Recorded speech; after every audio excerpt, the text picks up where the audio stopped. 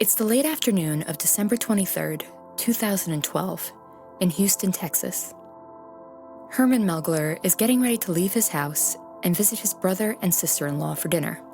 His wife Maria and his two daughters, Monica and Marissa, pile into their family car, and he drives off towards his brother's house. They are heading over there to celebrate his brother's 32nd wedding anniversary. His brother Jamie had married his high school sweetheart Sandy, and they were celebrating their anniversary a couple weeks after the official date because Sandy hadn't been feeling well. This wasn't anything new, because Sandy suffered from several chronic illnesses and was often too weak to do much. But finally, she was feeling well and had invited her in-laws to celebrate with her and Jamie. Herman pulls up to his brother's house, and he and his family knock on the door, waiting for their warm welcome. But no one answers. They knock again, and still, nothing. This is when Herman notices that Jamie has left one of the garage doors open, which is something he never does. After waiting a little bit, Herman decides to let himself in through the front door with his own set of keys. Once the family enters the house, they hear something strange. They hear what they describe as muffled screams coming from another room. Herman and his family follow the screams through the master bedroom into the master bathroom, where they find the filled bathtub's jacuzzi jets running, several burnt-out candles surrounding the tub, and a plate of strawberries and whipped cream nearby. In the bathroom, there is a connecting closet door with a chair shoved against it. Herman can hear the screams coming from inside this closet.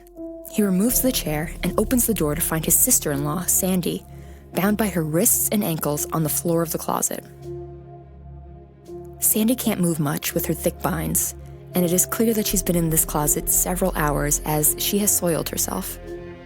Herman runs to Sandy and attempts to untie her, but the cloth that has been used to bind her is so secure and tight that he has to go get a pair of scissors to cut them off. Sandy is distraught and has no idea what happened or where her husband Jamie is. Once the family gets Sandy out of the closet and on her feet, they move back into the master bedroom looking for Jamie, and when they can't find him there, they look into the master walk-in closet. And to their horror, they find a gruesome scene. This is the murder of Jamie Melgar.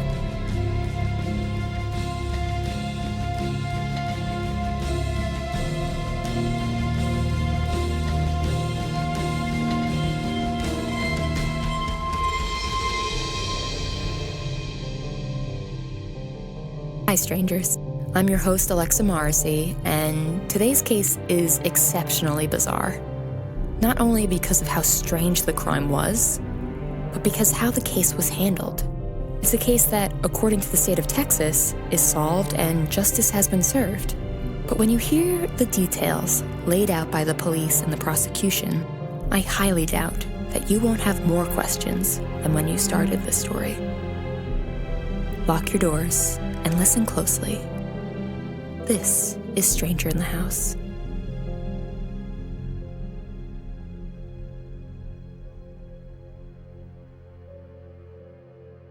In 1963, Jamie Melgar was 3 years old when he and his family immigrated to Houston, Texas from Guatemala. By all accounts, he had a normal childhood and eventually went on to attend Lamar High School in Houston. At the start of his senior year, he noticed a new girl in his class, a cute blonde named Sandy McCulloch, who had just transferred to his school and decided to sit in the desk in front of him. Jamie didn't know this at the time, but this new girl sitting in front of him would change his life forever. Jamie and Sandy hit it off right away and started dating soon after meeting. The high school sweethearts got married 2 years after they graduated and converted to Jehovah's Witnesses soon after. For those of you who don't know, Jehovah's Witnesses are a type of Christian that adhere to strict rules of behavior based on their interpretation of the Bible and believe that the destruction of the present world system at Armageddon is imminent, and that the establishment of God's kingdom over the earth is the only solution for all the problems faced by humanity. They don't celebrate birthdays, most modern holidays like Christmas, and have a strict rule against getting blood transfusions. And as a side note, this is because Jehovah's Witnesses believe that a human must not sustain his life with another creature's blood.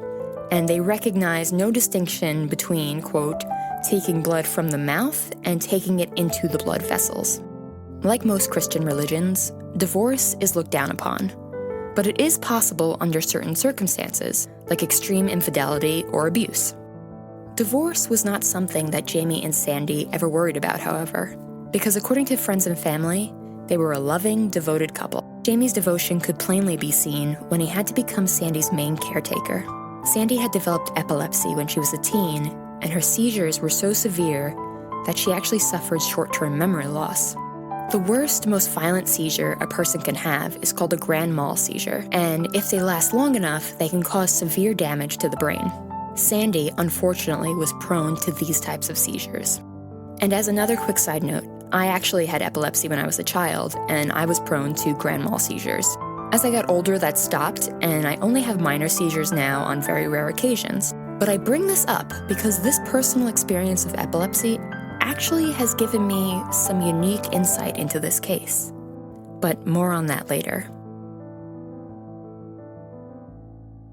In addition to severe seizures, a couple years after Sandy had her daughter Elizabeth, she also developed lupus, which is an autoimmune disease that can cause a number of symptoms, including extreme fatigue and issues with your central nervous system.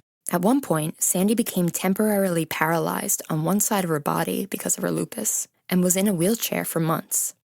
Sandy also had hypothyroidism and had to get 2 hip replacements before she was in her 50s. Because of her ailments, Sandy was not allowed to drive or work. But this wasn't an issue, though, because Jamie was happy to take care of her. According to a family friend named Stephanie Davies, quote, Jamie was very involved with all aspects, researching her conditions, trying to find any possible treatments, cures, whatever he could do. She said, quote, there were times when she didn't feel safe driving and was afraid that her seizures might come on, so she depended on him for a lot of day-to-day activities, end quote. Jamie worked in IT and was the sole breadwinner of the family, and was Sandy's caretaker on top of that. But he never seemed to complain. In December of 2012, the couple was set to celebrate 32 years of marriage. Their official anniversary was on the 12th of December, but Sandy had not been feeling well, so she and James decided to wait until December 22nd to celebrate. According to an interview conducted by the Houston police, Sandy describes the following of how the night of the 22nd played out. That evening, she and Jamie went to their favorite Mexican restaurant around 8 p.m. She says that she wasn't keeping track of time, but she assumed it was around 8 when they arrived. She knows that they stayed at the restaurant for a while, and after they finished their meal, they stopped at a local CVS, which is a convenience store for all our international listeners. They went there to grab mixers for drinks that they were going to have back at home. They bought a bottle of vodka, Sprite, Coke, and a bag of ice. Once they left CVS and continued home, Sandy noticed a car behind them that had been on the same route as them for a concerningly long time. At first, she thought they were being followed.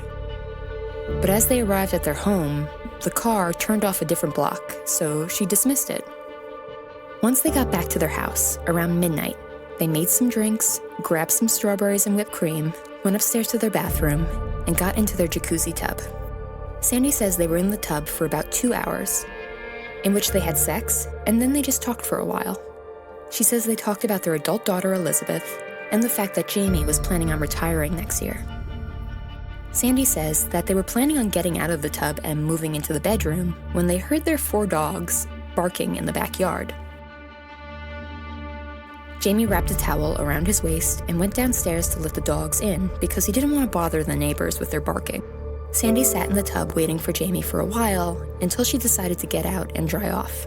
She says she went into the bathroom closet to put on some lotion and then nothing. Sandy doesn't know what happened, but suddenly she wakes up on the floor of her closet. She told police that when she woke up, her head was throbbing and she ended up passing out again. She wasn't sure what happened, but she thought she either had a seizure or was hit in the head and knocked out from behind.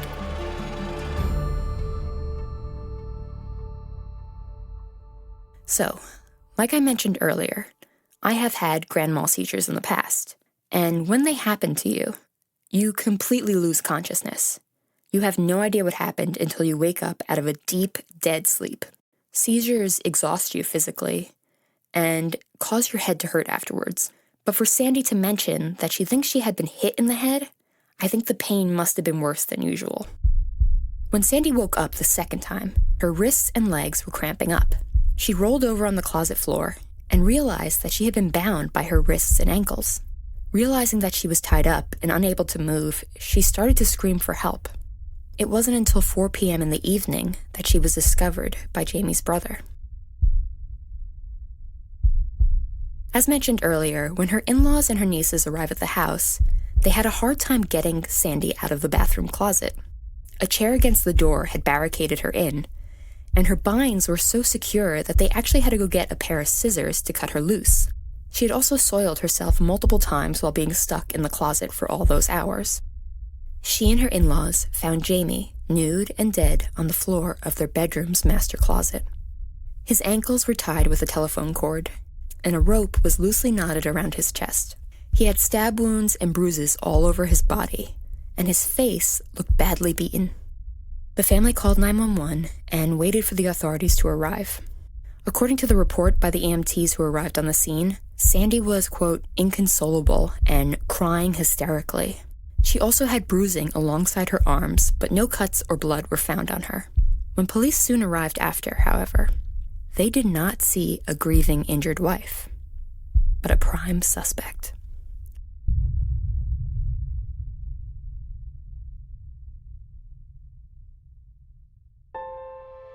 When police arrive at the scene, they find lots of blood, but it's all confined to the master bedroom, with most of it being in the bedroom closet, where Jamie was found. As mentioned before, Jamie was found nude and on the floor of the bedroom closet. He was also badly beaten, had serious stab wounds, and obvious defensive wounds, suggesting he fought his attacker. A loaded gun was found in the bedroom closet, but it was hidden from view, and Jamie had no visible signs of being shot. The closet was also where Jamie and Sandy kept their safe, and the police found that the safe was still locked and secure.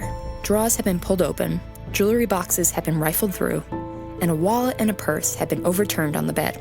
Despite this, police noticed that nothing seemed to be missing except 2 pill bottles that were supposed to be in the bedroom. 1 bottle of phenobarbital, which was Sandy's epilepsy medication, and 1 of hydrocodone, a cough suppressant. There was also some blood on a chair and a plastic bench next to the bed. In the bathroom, police found a woman's white blouse and a kitchen knife in the jacuzzi tub. When police first questioned Sandy at the crime scene, they found it a little too convenient that she had no memory of anything that happened between the time that she passed out and the time that she came to in the closet.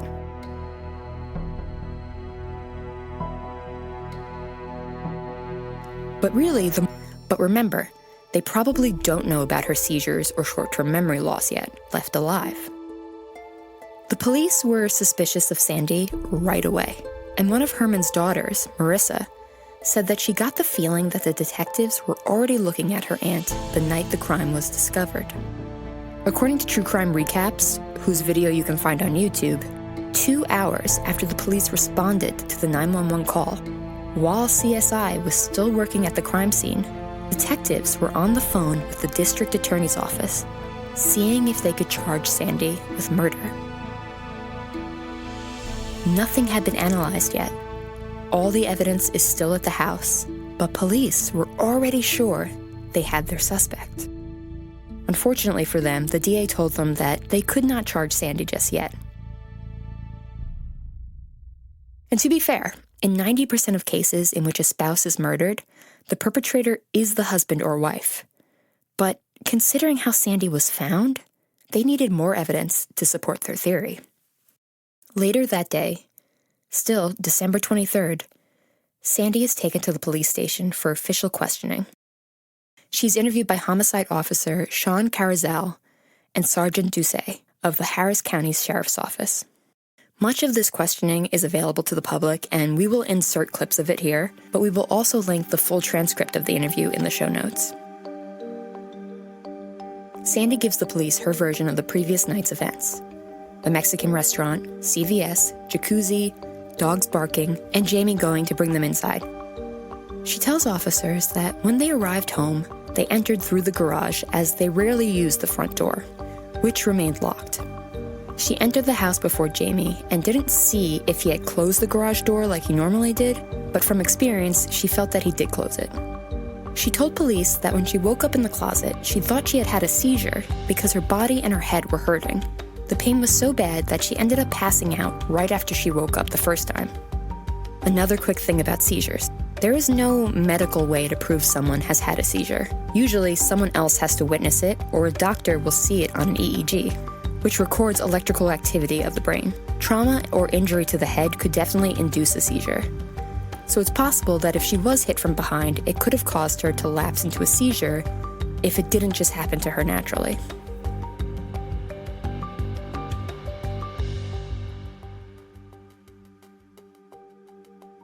When Sandy woke up the second time, she realized that she was tied up. She said she tried to flip her body, noting that her left side had fallen asleep, and she got stuck where she was until she was found.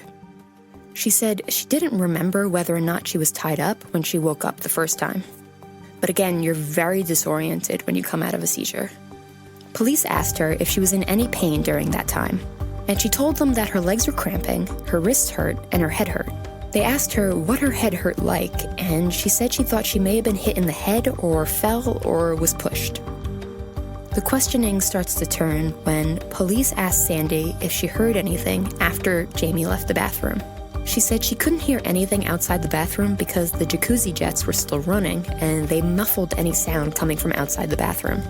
The police then remind Sandy that she said she heard the dogs barking from outside in the backyard.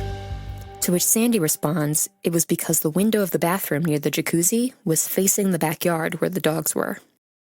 The investigators then suggest that this might have been a crime of passion.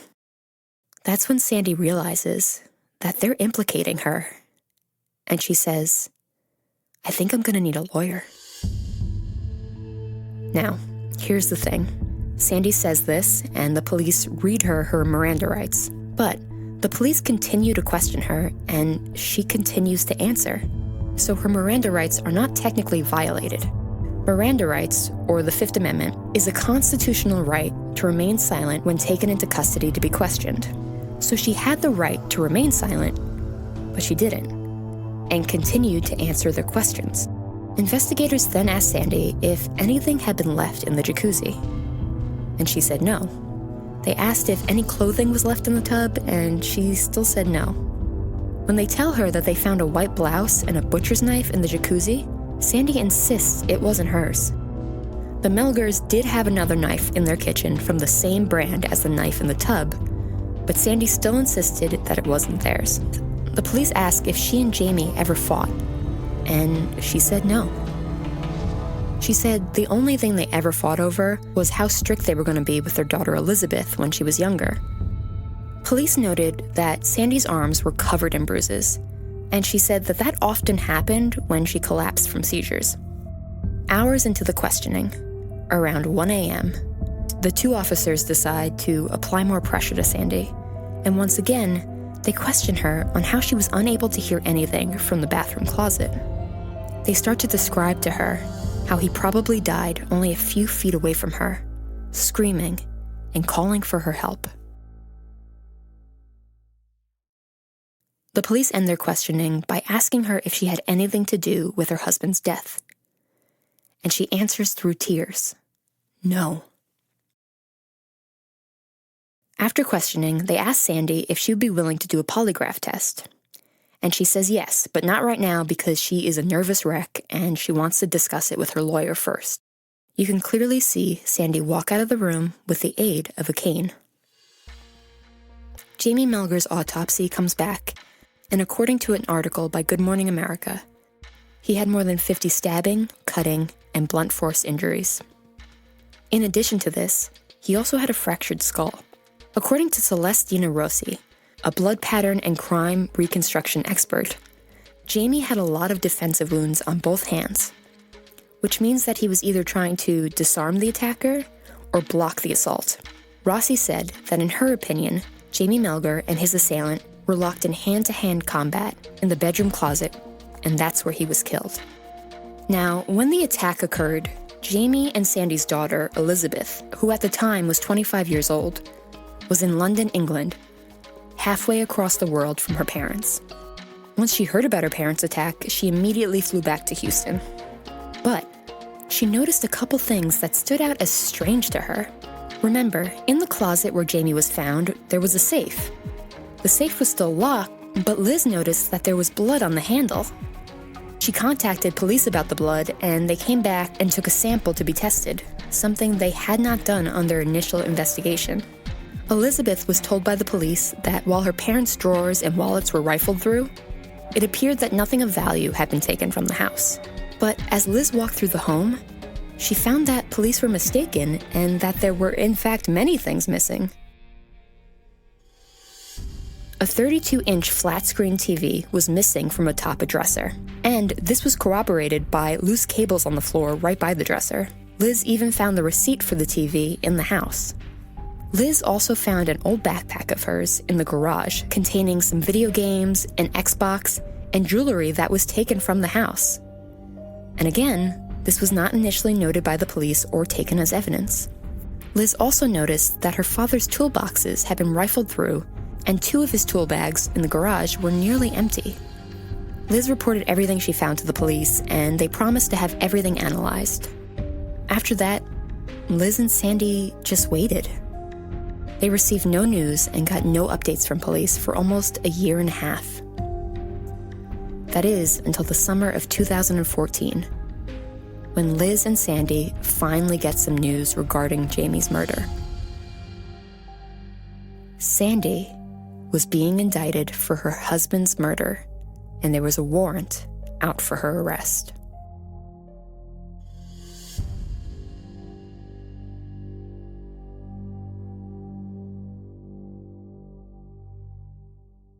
And that is where we're going to leave part 1. In part 2, we are going to go into the trial and how the prosecution explains how Sandra could tie herself up in a closet and barricade herself in from the other side. And because I'm sure you're dying to know, part 2 will be available tomorrow morning. Stay safe, strangers, and I'll see you tomorrow. Today's episode was written by Alexa Morrissey, researched by Victoria Cox, and produced by Boy Wonder Productions. All our sources will be linked in the show notes.